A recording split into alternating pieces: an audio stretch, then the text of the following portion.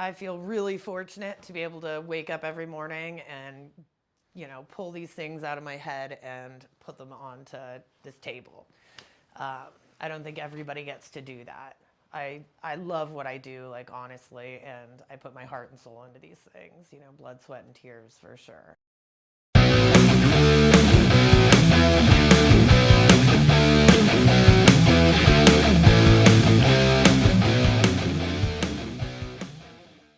I actually got kicked out of art school, but I think you're kind of born an artist, and you're, you know, once you've gotten going, it's hard to stop, really. My dad's an artist, he's a graphic designer. My mom's a total fashionista, so I think they gave me a lot of inspiration kind of right off the bat. So I started welding with my next door neighbor, actually. I bought an old car, Rambler 62 station wagon, cross country, who I love.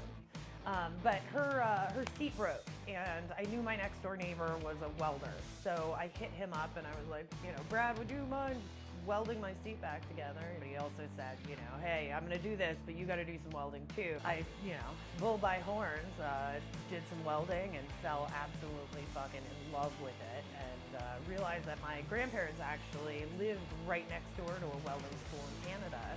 So I moved it for 2 months to Canada, to Windsor, Ontario. And stayed with my Nona and Nono for 2 months and learned how to weld. Totally fell in love. It was owned by a husband and wife. It was just really bitchin', and it was cool to know that there are women in the trade, like, right off the bat, and this lady was fucking awesome. It was actually me and a really dear friend that started our own shop. Well, we could get paid when a client pays us all on our own, said to hell with it all. And then we ended up parting ways. I was kind of stuck on my own going, what am I gonna do? And at that same time, like practically exactly that same time, I got approached with my first gate, the Peacock gate.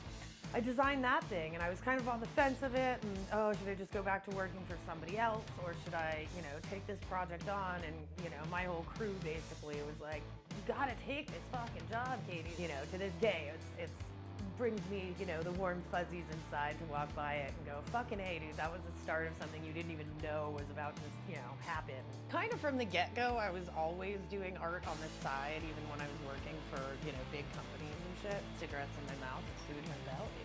You know, do what you gotta do. Yeah, I mean, I was doing a lot of functional artwork I've always loved. It started off, you know, with lamps and a bunch of shit made out of motorcycle parts and things. It's a good thing. The more vague you get, the better with me, kind of, because I can really kind of go off on my own little thing. It's almost like getting tattooed, where if you want something specific, but you don't want to break it down into tiny little pieces where you're nitpicking. If somebody was going into the same thing, I would definitely say, like, don't get out of welding school and just hop into that shit. Like, definitely spend some time learning how to do things. And I work in so many different kinds of shops. You learn a little bit from every job you're doing, and then take those things and apply them to what you want to do. So this is a quote from William Burroughs to Patti Smith about being an artist and maintaining your sanity. Build a good name. Keep your name clean. Don't make compromises. Don't worry about making a bunch of money or being successful. Be concerned with doing good work and making the right choices, and protect your work. And if you build a good name, eventually that name will be its own currency. I think those are words to live by. Wear a respirator when you're doing this shit. Keep your lungs clean. That's stupid.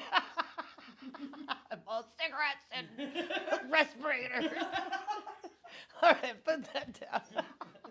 All right, everybody. Well, thank you for listening to me babble on the Katie tapes.